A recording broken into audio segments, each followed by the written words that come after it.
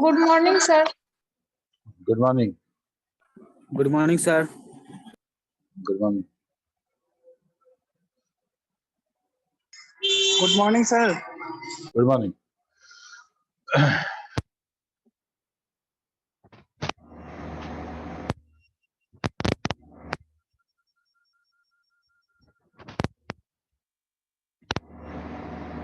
Hello. तो हम लोग पिछले क्लास से पढ़े थे टीसीपी कनेक्शन के बारे में कि टीसीपी कनेक्शन कैसे एस्टैब्लिश होता है, कैसे डेटा ट्रांसमिशन होता है और कैसे कनेक्शन को फिर टीयर ऑफ किया जाता है, ये कनेक्शन को कैसे एंड किया जाता है। ठीक है। टीसीपी के बाद एक तीसरा प्रोटोकॉल है, वो है एचटीटीपी। एचटीटीपी हम लोग आज उसको देखेंगे और एचटीटीपी के बाद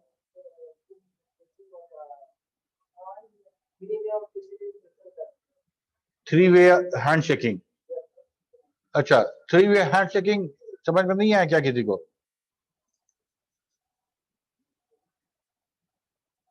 हम लोग टीसीपी कनेक्शन में जो बात किए थे कि थ्री वे हैंडशेकिंग होता है।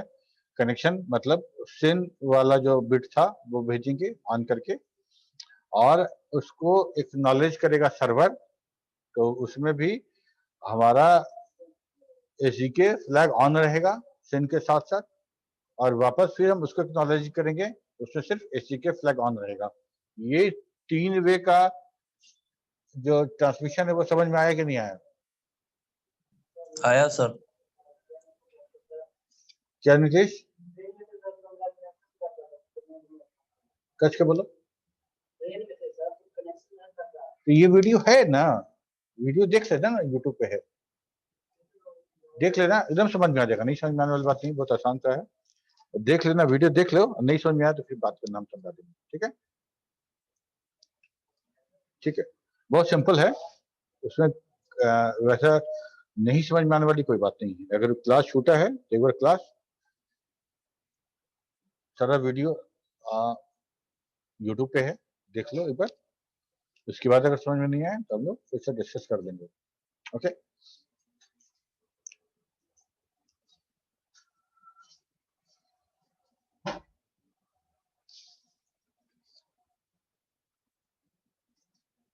हम लोग देखते हैं stream control transmission protocol HTTP. इसके बाद हम लोग हमेशा बात करते हैं कि हम लोग का ट्रांसपोर्ट लेयर का जो टीसीपी यूडीपी एचटीटीपी जो भी है वो आईपी पैकेट में ही ट्रांसमिट होता है, वो आईपी पैकेट में ही ट्रांसमिट होगा।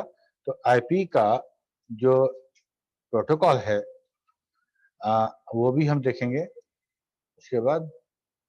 और सबसे पहले हम देखें स्ट्रीम कंट्रोल ट्रांसमिशन प्रोटोकॉल क्या है। अब ये चीज बताओ कि टीसीपी और यूडीपी में क्या अंतर है, टीसीपी और यूडीपी में क्या डिफरेंस है? हाँ, टीसीपी और यूडीपी।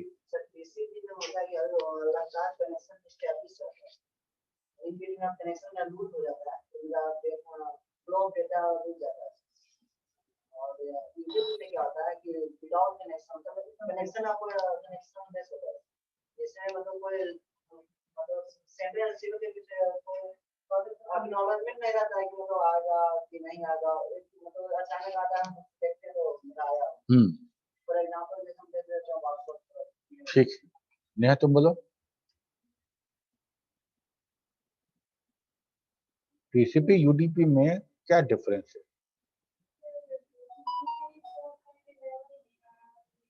टीसीपी रिलेबल होता है, यूडीपी रिलेबल नहीं होता है। टीसीपी हमारा स्ट्रीम ऑफ बाइट्स सेंड करता है लगातार, और यूडीपी हमारा मैसेज के रूप में मैसेज बाउंड्री को प्रिजर्व करता है और मैसेज सेंड करता है। अनरिलायबल होता है, ठीक है, कनेक्शन लेस होता है, और ये हमारा टीसीपी कनेक्शन ओरिएंटेड होता है। ओके, और टीसीपी हमारा स्ट्रीम ऑफ बाइट्स के लिए यूज होता है, यूडीपी छोटे छोटे मैसेज के रूप में हम उसको यूज करते हैं।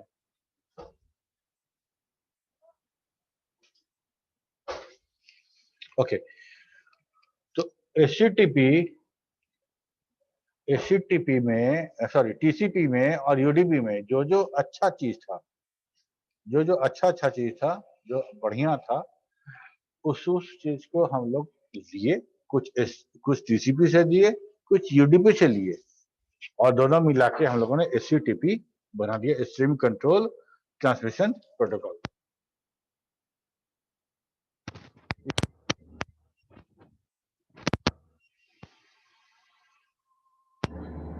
हेलो, इसमें ये हमारा जो हो गया मैसेज के लिए इस्तेमाल होगा यूडीपी की तरह, लेकिन होगा कनेक्शन ओरिएंटेड टीसीपी की तरह। ठीक है, तो it is a connection oriented protocol in computer network which provides a full duplex association, that is transmitting multiple streams of data between two endpoints at the same time that have established a connection in network. ठीक है, it is sometimes referred to as a next generation TCP or TCP-NG. TCP-NG, NG मतलब next generation.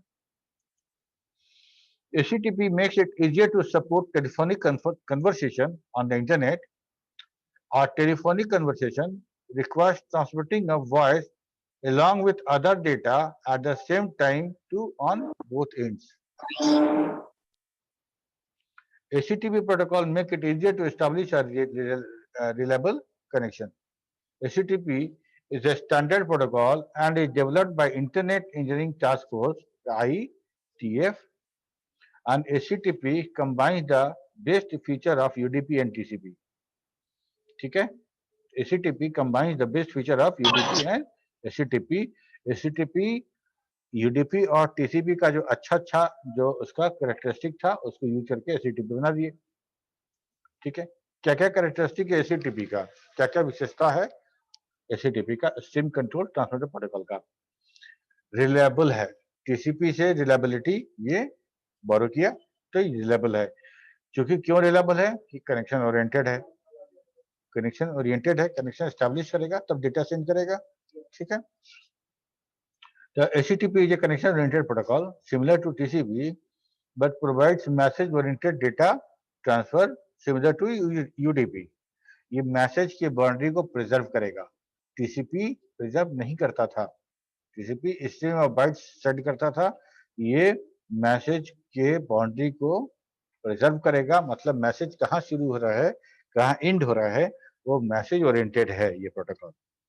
ठीक है, it ensures reliable in-sequence transport of data. It uses an acknowledgement mechanism to check the safe and sound arrival of data. ठीक है, message oriented. It preserves the message boundaries and at the same time detects lost data, duplicate data and out of order data. इसको देखो, हम लोग कहते हैं क्या कि HTTP में मल्टीपल स्ट्रीम एक साथ कनेक्ट होता है। TCP हम लोग बोल रहे थे कि एक वर्चुअल पाइप जैसा रहेगा, एक वर्चुअल पाइप है जिससे हम समझते हैं कि वो डेटा हमारा सारा का सारा डेटा सेंड और रिसीव किया जा रहा है। जो कि हम जिस वर्चुअल पाथ की बात कर रहे हैं उस वर्चुअल पाथ को हम बोल रहे हैं कि it is looks like it can be viewed as a pipe, है ना, ट्यूब, और उस ट्यूब से डेटा ट्रांसमिट किया जा रहा है। HTTP क्या कहता है कि हम सेंडर और रिसीवर के बीच में मल्टीपल जो स्ट्रीम था, मल्टीपल पाइप जो था, वर्चुअल पाथ जो था वो क्रिएट करेंगे जिससे क्या होगा कि हमारे पास एक से ज्यादा वर्चुअल ट्यूब होगा, वर्चुअल पाथ होगा जिससे डेटा सेंड किया जाएगा। HTTP allows multiple simultaneous data stream within a connection or association. Connection को ही एसोसिएशन बोलते हैं, कनेक्शन को ही HTTP में उसको एसोसिएशन बोल रहे हैं। If one of the stream is blocked, the other stream can still deliver their data. एक से ज्यादा पाथ अगर होगा और बहुत रिलायबिलिटी की बात है, HTTP हमारा रिलायबल है। ठीक है, रिलायबल है तो हम रिलायबिलिटी को अचीव करने के लिए मल्टीपल स्ट्रीम की बात कर रहे हैं। मल्टीपल स्ट्रीम, अगर कोई किसी तरह से एक स्ट्रीम ब्लॉक हो जाता है तो दूसरा स्ट्रीम हमारे पास रहेगा जिससे डेटा सेंड किया जा सकेगा। ठीक है, this is something like multiple lens on the highway. एक हाईवे पे मल्टीपल लेन हो सकता है ना, होता है ना। ठीक है, तो कोई किसी एक लाइन में एक्सीडेंट हो गया, वो लेन जाम हो गया तो बाकी लेन तो क्लियर है। ठीक उसी तरह से मल्टीपल स्ट्रीम हम HTTP में क्रिएट करते हैं सेंडर रिसीवर के बीच में। अगर कोई स्ट्रीम ब्लॉक हो जाता है तो हम दूसरे स्ट्रीम से डेटा सेंड करेंगे, दैट इज द रिलायबिलिटी। अगर प्रॉमिस किए हैं कि डेटा इतना टाइम में डिलीवर होगा तो that should deliver, that should be delivered. ये सबसे जबरदस्त है एचटीटीपी का मल्टी होमिंग। मल्टी होमिंग कहने का मतलब कि अगर मेरे पास दो नेटवर्क इंटरफेस कार्ड लगा हो और दो अलग अलग इंटरनेट कनेक्शन हो, मतलब दो मेरे पास पब्लिक आईपी हो, ठीक है, तुम्हारे पास भी सेम टू सेम वैसे ही कंडीशन है, तुम्हारे पास भी दो नेटवर्क इंटरफेस कार्ड लगा हुआ है, तुम्हारे पास दो आईपी है, तो मेरा सिस्टम तुम्हारे सिस्टम के साथ जब कनेक्ट होगा तो दो इंटरफेस कार्ड, उसके दो इंटरफेस कार्ड से दो अलग अलग आईपी एड्रेस से कनेक्ट होगा, ठीक है। तो हम जो डेटा सेंड करेंगे, कुछ डेटा हम नेटवर्क कार्ड ए से सेंड करेंगे, है ना, नेटवर्क कार्ड ए जिससे हम एयरटेल के थ्रू सेंड कर रहे हैं, और एक नेटवर्क कार्ड बी है जिसमें जियो के थ्रू सेंड कर रहे हैं। तो हमारे पास सिस्टम एक है लेकिन दो अलग अलग हम एचटीटीपी कनेक्शन बना रहे हैं, ठीक है।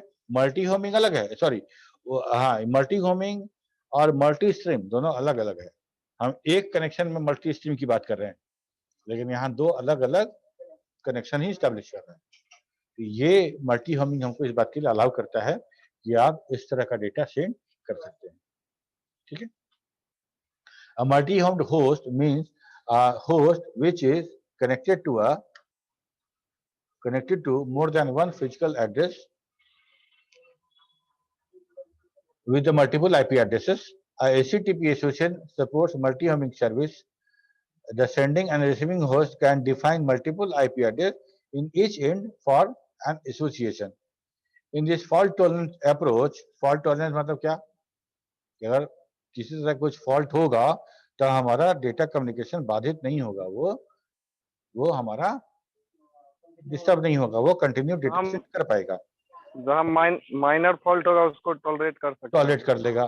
तो अगर मान लो हम मल्टी होमिंग में दो अलग अलग नेटवर्क की बात कर रहे हैं, कोई एक नेटवर्क हमारा अगर फेल हो जाता है, ठीक है, कभी कभी ऐसा होता है ना कि एयरटेल का या जियो का किसी कंपनी का पूरा नेटवर्क कुछ देर के लिए खराब हो गया, तो हमारे पास दूसरा नेटवर्क कार्ड है जो दूसरे लाइन से कनेक्टेड है, हम उससे सेंड कर पाएंगे। तो ये हमारा फॉल्ट टॉलरेंट, ठीक है।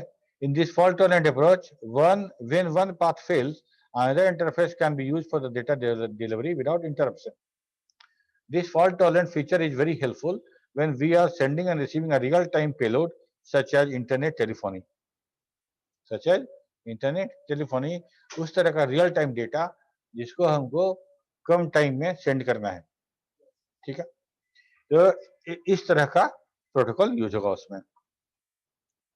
ये फिगर देख लो एक मिनट, यहाँ देखो, अभी देखो, एक क्लाइंट है, क्लाइंट के पास और सर्वर के पास, दोनों के बीच डेटा कम्युनिकेशन हो रहा है। इसके बाद दो नेटवर्क इंटरफेस कार्ड लगा हुआ है और दोनों अलग अलग नेटवर्क से जुड़ा हुआ है, ठीक है। 161 का रेंज का है, 160 रेंज का है, और ये दोनों से इंटरनेट से दोनों को अलग अलग मिल रहा है, ठीक है। अलग अलग कार्ड पे दोनों इंटरनेट से हमको डेटा यहाँ प्राप्त हो रहा है। ये हमारा मल्टी होमिंग, ठीक है। अब टीसीपी यूडीपी और एचटीटीपी में छोटा सा कंपैरिजन है, देख लो। टीसीपी यूडीपी में तुम लोग को सवाल जो आएगा टीसीपी यूडीपी से ही आएगा, एचटीटीपी से सवाल आने का चांसेस बहुत कम है, ठीक है।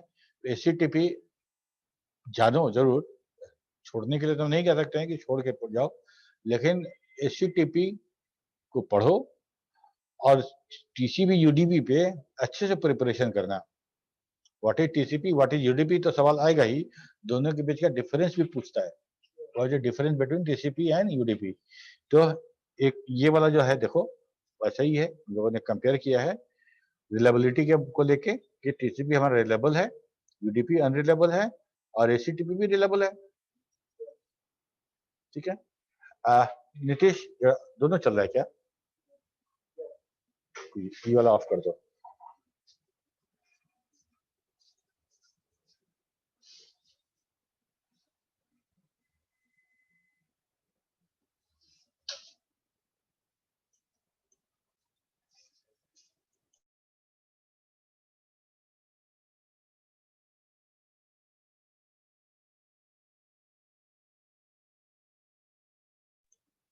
ठीक है, तो ये हमारा रिलायबिलिटी की बात करें तो रिलायबिलिटी में टीसीपी रिलायबल है, यूडीपी हमारा अनरिलायबल है, एससीटीपी भी रिलायबल है। ठीक है, एससीटीपी मैसेज ओरिएंटेड है लेकिन रिलायबल है और कनेक्शन ओरिएंटेड है। तो connection oriented, connection less, connection oriented, ये बाइट ओरिएंटेड, ये दोनों message oriented. Flow control reliable वाला जितना है सब हमारा फ्लो कंट्रोल करेगा, कंजेशन कंट्रोल भी करेगा, और फॉल्ट टॉलरेंस में हमारा सिर्फ एससीटीपी है, क्योंकि हमारा मल्टी स्ट्रीम और मल्टी होमिंग फीचर इसके पास है। ठीक है, तो फॉल्ट टॉलरेंस का जो मतलब है कि एससीटीपी। डेटा डिलीवरी स्ट्रिक्टली ऑर्डर्ड, और ये अनऑर्डर्ड, और ये पार्शली ऑर्डर्ड। ठीक है, सिक्योरिटी जो होगा यहाँ टीसीपी और यूडीपी में होगा और एससीटीपी में इंप्रूव्ड सिक्योरिटी होगा। ठीक है, तो ये हमारा हो गया हमारा एससीटीपी का। अब देखो हम लोग ओएसआई मॉडल देखें, ओएसआई रेफरेंस मॉडल देखें, लेकिन ओएसआई रेफरेंस मॉडल के पहले भी एक मॉडल बना था। ठीक है, वो मॉडल वो इम्प्लीमेंटेड मॉडल है, वो प्रैक्टिकली यूज्ड मॉडल है, लेकिन हमारा ओएसआई मॉडल जो है वो एक रेफरेंस मॉडल है, वो यूज्ड मॉडल नहीं है। उस मॉडल को हम समझते हैं, तो हम लोग एक बार टीसीपी आईपी मॉडल को देखेंगे, उस रेफरेंस मॉडल को देखेंगे और ओएसआई मॉडल से एक बार कंपैरिजन भी करेंगे उसका। टीसीपी आईपी प्रोटोकॉल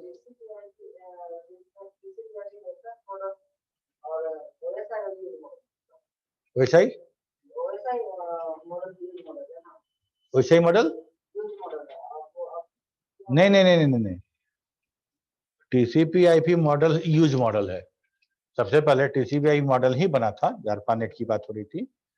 ठीक है, उसके आधार पे बाद में रेफरेंस मॉडल बनाया गया, उनको वैसे ही रेफरेंस मॉडल। ठीक, तो जो भी हम डेटा कम्युनिकेशन करते हैं ओएसआई मॉडल को ही रेफर करते हैं, ओएसआई मॉडल को ही रेफर करते हैं, लेकिन वो वैसा इम्प्लीमेंटेड मॉडल नहीं। इम्प्लीमेंटेड मॉडल अगर बात करेंगे तो हमारा टीसीपी आईपी रेफरेंस मॉडल ही है। The TCP/IP protocol suite was developed prior to the OSI model by the ARPANET. OSI model के पहले बन गया था TCP/IP मॉडल हमारा। ठीक है, and use by the world wide internet. और हमारा TCP/IP, अब ध्यान दो, TCP/IP मतलब TCP या UDP, उसके नीचे है IP, वो हमारा प्रोसेस टू प्रोसेस डिलीवरी कर रहा है, और IP हमारा होस्ट टू होस्ट डिलीवरी कर रहा है।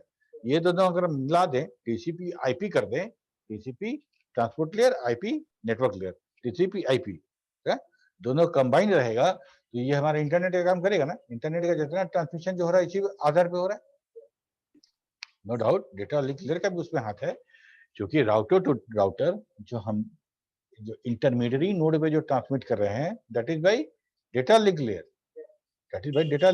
ओके। लेकिन अगर हम TCP/IP की बात करें तो ये हमारा इंटरनेट में सबसे ज्यादा भागीदारी किसी का है तो TCP/IP का है। ठीक है, तो हमारे जो ARPANET में ये यूज हुआ था, जो TCP/IP सूट बना था, और वर्ल्ड वाइड इंटरनेट के लिए इस्तेमाल किया गया था इसको। The most popular network protocol in the world, TCP/IP protocol suit, which was designed in 1970 by 2 DARPA scientists. DARPA मतलब डिफेंस एडवांस रिसर्च, जो ARPANET था, है ना, ARPANET जो शुरू हुआ था, तो उसी में ये था defence advance research project agency. उसी में 2 साइंटिस्ट थे, विंट सर्फ एंड बॉब काहन। ठीक है, ये इन दोनों ने इस चीज को TCP/IP प्रोटोकॉल सूट जो था, इन दोनों का ही देन है। ठीक है, and that is the reason why Vint Cerf and Bob Kahn is called father of the internet. ठीक है, KYC का कौन बनेगा करोड़पति, है ना, KBC का सवाल है, ध्यान रखना इसको कि अगर कोई पूछे कि करंट में जो करंट इंटरनेट है उसके फादर कौन है, तो बोलेंगे हम लोग विंट Surf and Bob Kahn.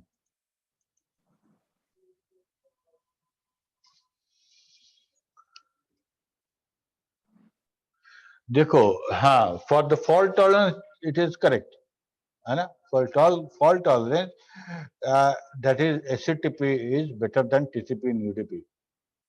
Okay. So but हम लोग कैसे कह सकते हैं कि कौन सा प्रोटोकॉल बढ़िया है कौन सा खराब है? जरूरी की बात है ना. बाइक अच्छा या कार? बाइक अच्छा या कार? तो हम क्या बोलेंगे, छोटा छोटा दूर जाना होगा तो बाइक, है ना. और हमको 2 टाउन के बीच सफर करना हो तब कार. तो आपका रिक्वायरमेंट क्या है उसके आधार पे हम बात करेंगे कि हम किस पे बात करें.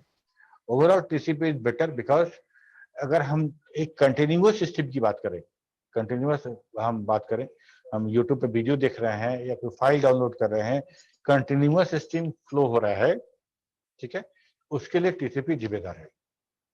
ठीक है, उसके लिए टीसीपी इसके लिए रिस्पॉन्सिबल है. लेकिन यूडीपी का भी महत्व कम नहीं है. हम मेल भेजते हैं, हम ईमेल भेजते हैं या किसी के साथ हम यूजर नेम पासवर्ड डाके हम अगर हम ऑथेंटिकेट करा रहे हैं, छोटा सा मैसेज यूजर नेम और पासवर्ड के लिए, बल्कि के लिए नहीं ना. यस. कौन क्या बोला, नहीं सुन पाया, फिर से बोलो.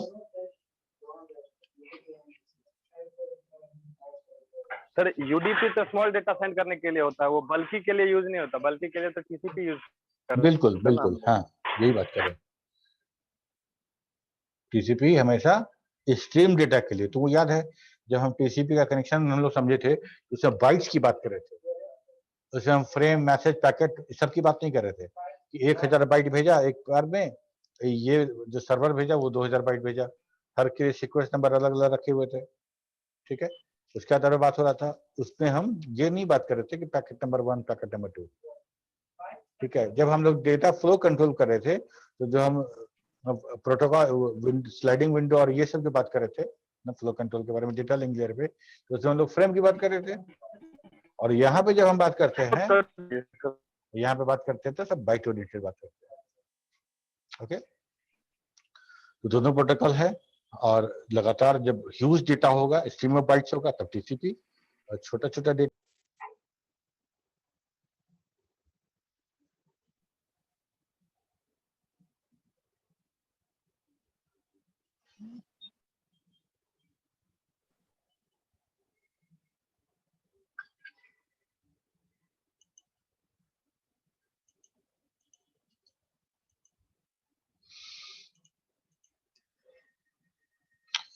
ओके डिस्कनेक्ट हो गया था.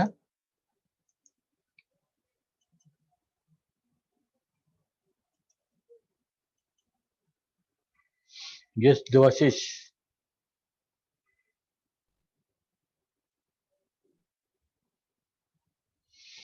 Hello sir. सर आवाज आ रही है? हाँ आ रही है sir Debashish. TCP.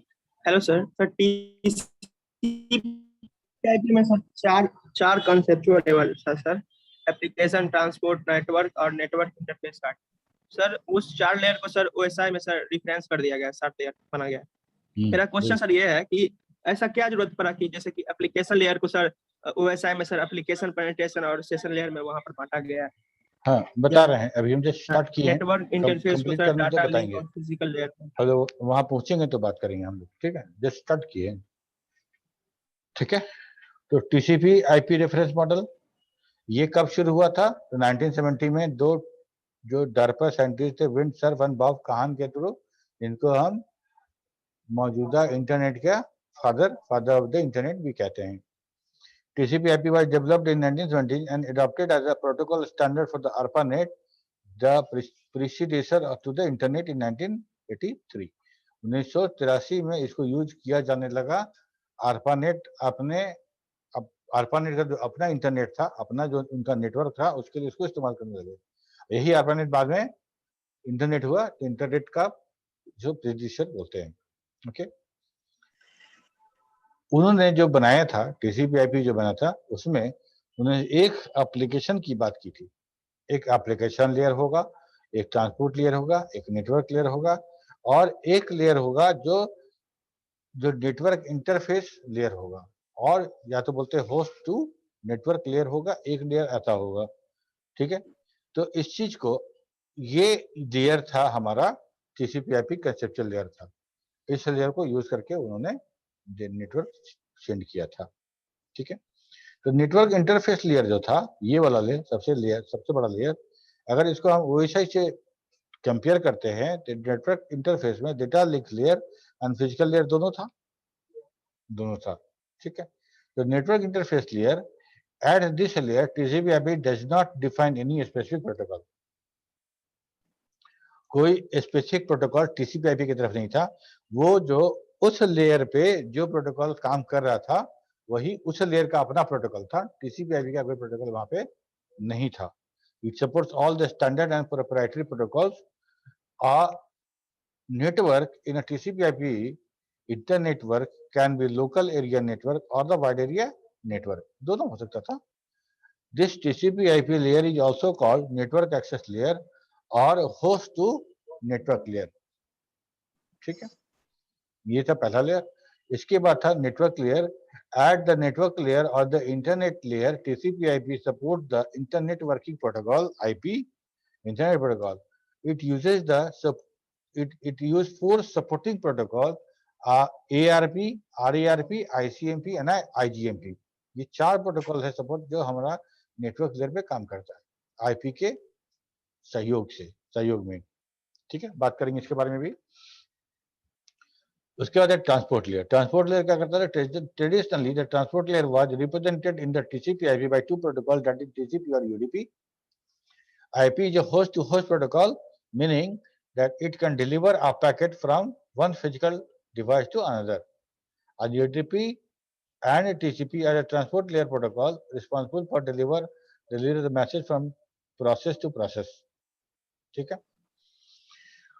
a new transport layer protocol HTTP has been devised so meet the need of some newer application। वैसे HTTP यूज करने वाले एप्लीकेशन बहुत कम है। HTTP प्रोटोकॉल यूज करने वाले एप्लीकेशन बहुत कम है। और application layer in the TCP/IP is equivalent to the combined session presentation application layer का OSI मॉडल। ये तो हमारा ये था। अब देखो देवाशीष का सवाल ये है कि ऐसा क्यों किया गया, ये 4 लेयर में क्यों बांटा, ये 4 लेयर में क्यों बांटा गया? ठीक है, यहाँ पे हम लोग एप्लीकेशन की बात कर रहे हैं। अगर हमारे डेटा जो हम सेंड कर रहे हैं उसमें ये एप्लीकेशन प्रेजेंटेशन मतलब उस डेटा को इनकोड करना, अगर मान लो हमको किसी तरह का कोई सेशन क्रिएट करना है, किसी तरह का हमको कुछ जो कनेक्शन लेस या कनेक्शन अनटेड वाला कुछ सेशन क्रिएट करके रखना है, तो वो काम कौन करेगा? ऑपरेटिंग सिस्टम करेगा या सॉफ्टवेयर खुद करेगा?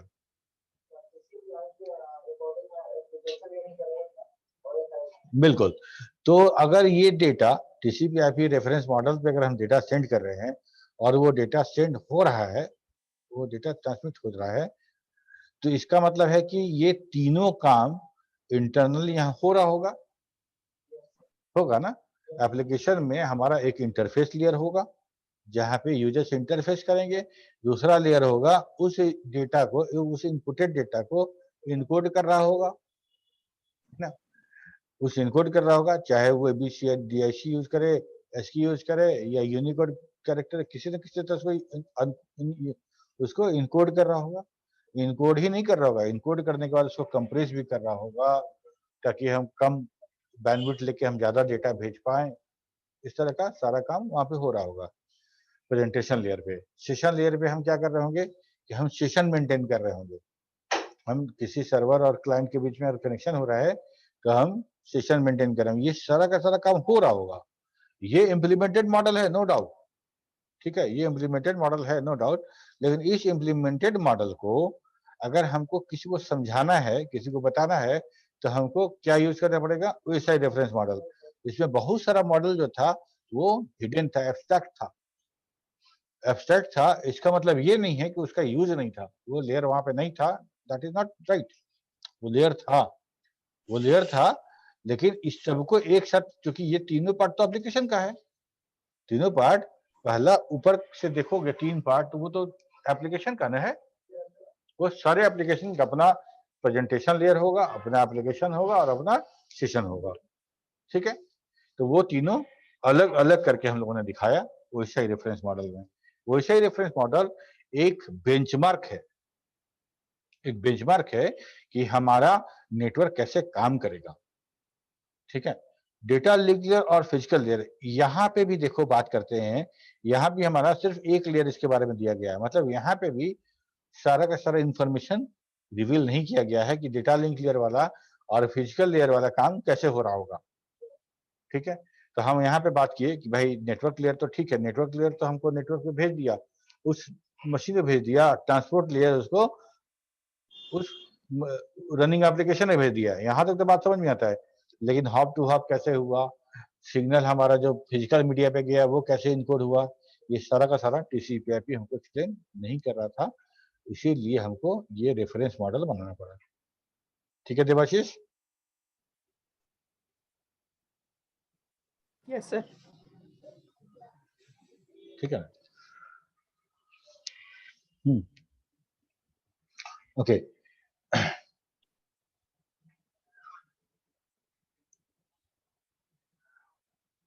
ओके, तो ये हमारा काम हो गया। इसके बाद देखो हमारे पास कुछ प्रोटोकॉल हैं नेटवर्क लेयर के, जिसके बारे में हमको देखना था। तो इसको अभी कितना टाइम हुआ? तो 5 मिनट मिलेगा, 5 मिनट है टाइम। ठीक है, देखो तो यहाँ पे एक बहुत इंपॉर्टेंट प्रोटोकॉल है ARP, address resolution protocol. Okay, अब ये समझो, पहले समझते हैं फिर इसके बारे में बात करेंगे। डेटा लिंक लेयर पे ये है तुम्हारा नेटवर्क लेयर का प्रोटोकॉल, नेटवर्क लेयर का प्रोटोकॉल है।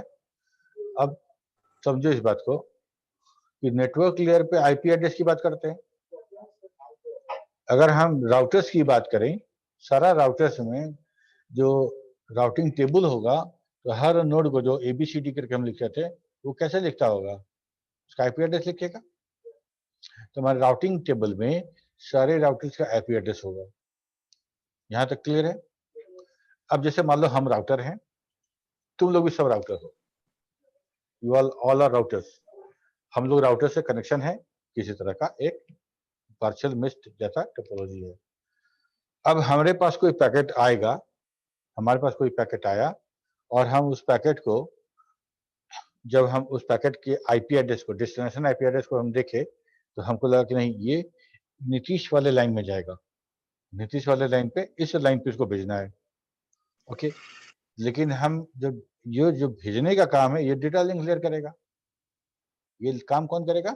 डेटा लिंक लेयर करेगा। और डेटा लिंक लेयर को तो मैक चाहिए, मैक एड्रेस चाहिए। ठीक है, तो हमारे जो मेरा जो राउटिंग टेबल है, उसमें तुम्हारा एंट्री तो आईपी एड्रेस के बेसिस पे है ना। समझ में आ रही मेरी बात? आईपी एड्रेस में तुम्हारा मैक हमको कैसे पता चलेगा? तो तुम्हारा मैक एड्रेस जानने के लिए हमको रिक्वेस्ट करना पड़ेगा, वो रिक्वेस्ट सेंड करना पड़ेगा कि भाई हमको तुम्हारा मैक चाहिए, मैक एड्रेस तुम्हारा चाहिए। और जब हम रिटर्न में हमको जब मैक मिलेगा, बताओ that MAC of the next hop is unknown for the routers. तो जब हमको मैक मिलेगा, तब हम वहां पे डेस्टिनेशन वाले में, डेटा लिंक लेयर का जो डेस्टिनेशन वाला जो मैक एड्रेस है, वहां पे वो मैक रखेंगे, तो ये वहां जाएगा। वहां पे फिर डेस्टिनेशन आईपी को टेस्ट किया जाएगा और उससे बेस्ट रूट फाइंड किया जाएगा। बेस्ट रूट में जो पहला राउटर होगा, उसको फिर हम रिक्वेस्ट करेंगे कि भैया अपना मैक बताओ, तुमको भेजना है ना। हम तुझे फोन करके बोलेंगे कि अपना जो एड्रेस बता दो, तुमको चिट्ठी भेजना है, ठीक उसी तरह से।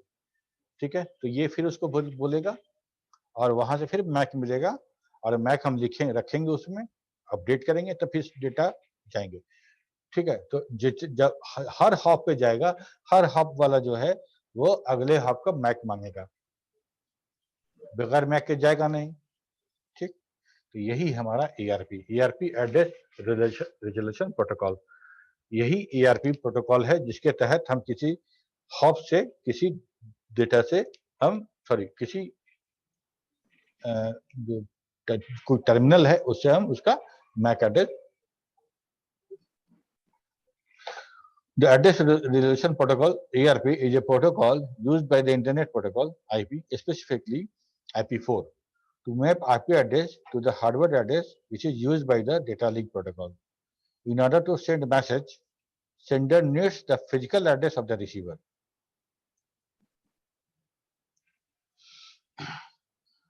The host or maybe router sends ARP query packet. The packet includes the physical and IP address of the sender and IP address of the receiver. The query is broadcast over the network. Every host or router on the network receives and processes the ARP query packet.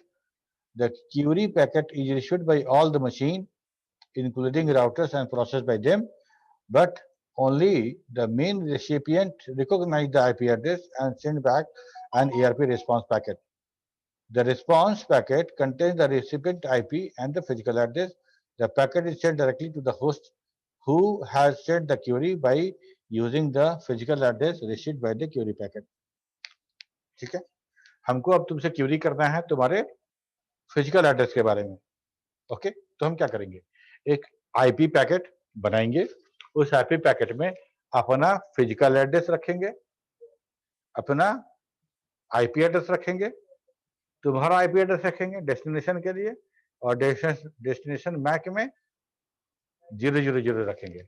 क्योंकि हमको नहीं पता है तुम्हारा Mac क्या है, तो हम तुमको डेटा नहीं भेज सकते हैं.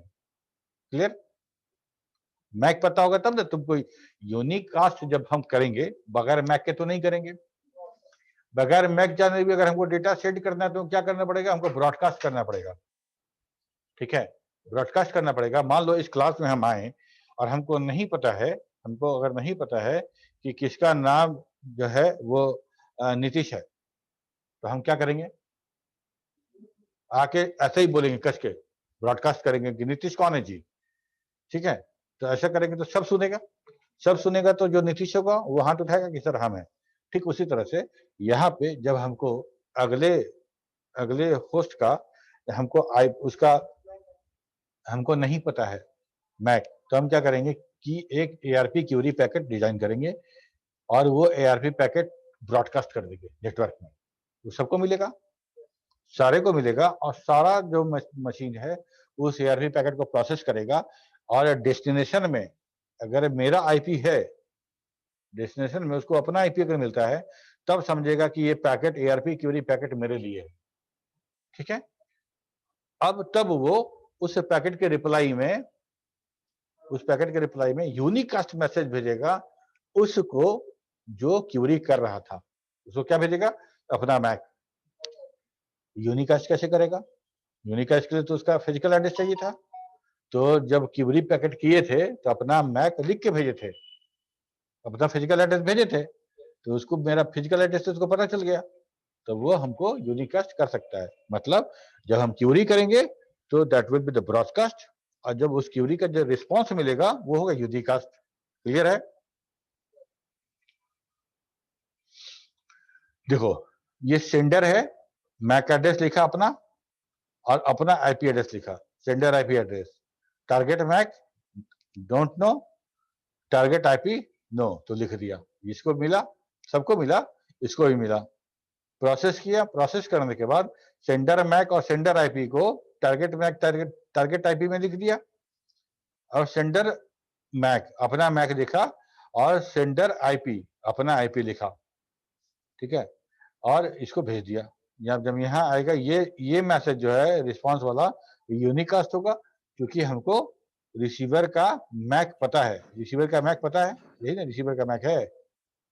ठीक है, और जब सेंड कर रहे थे तो हमको नहीं पता था, तो हम ब्रॉडकास्ट किए थे. ठीक है, जैसे यहाँ पे जितना पीसी है सबको मिलेगा और रिस्पॉन्ड वही करेगा जिसका आईपी एड्रेस मैच कर रहा है. ये क्लियर है सबको? Yes sir. Yes sir. ये हुआ एआरपी, तो एड्रेस रिजोल्यूशन प्रोटोकॉल. इसका जस्ट अपोजिट है आरएआरपी. वहां पे क्या कर रहे थे, आईपी एड्रेस नोन था, फिजिकल एड्रेस मांग रहे थे. आईपी एड्रेस नोन था, फिजिकल एड्रेस मांग रहे थे. और ये यूज होगा कब, जब हमको मैक एड्रेस नोन होगा. मैक एड्रेस नोन होगा और आईपी एड्रेस डिमांड करेंगे. आईपी एड्रेस डिमांड करेंगे। ठीक है,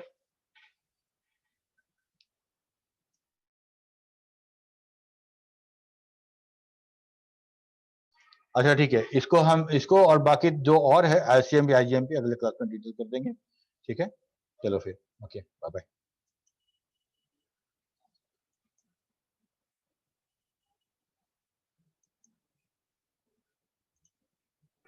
थैंक यू सर।